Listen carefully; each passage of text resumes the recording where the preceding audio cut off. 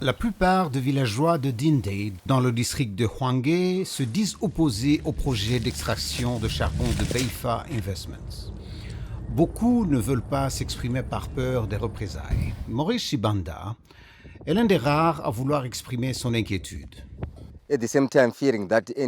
Mes craintes sont les suivantes. Nous allons être expulsés.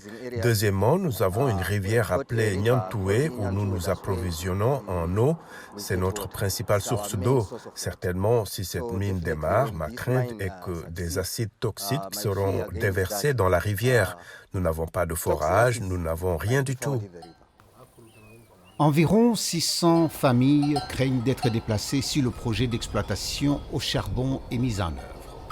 D'autres villageois craignent pour le bétail et les animaux sauvages. Mais Beifa Investments poursuit son projet d'exploration. Le gouvernement zimbabwéen affirme que les habitants de Dindé ont été consultés avant que la société ne soit autorisée à commencer l'exploitation minière. Amkela Sindage est responsable de l'éducation et de la publicité pour l'Agence de gestion de l'environnement du gouvernement. Elle affirme qu'un rapport d'évaluation de l'impact sur l'environnement a abordé et dissipé toutes les préoccupations.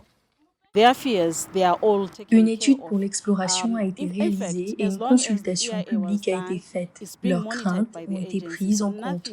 En fait, tant que l'étude a été réalisée, elle est contrôlée par l'agence. Donc rien ne sera fait qui soit en dehors de ce qui a été convenu dans le document pour l'exploration. Farai Maguwu est le directeur du Centre pour les ressources naturelles, une ONG locale. Son groupe s'oppose au projet, en partie parce qu'il n'existe aucun plan précis sur l'endroit où les villageois seront amenés s'ils sont déplacés. Et ce n'est pas tout.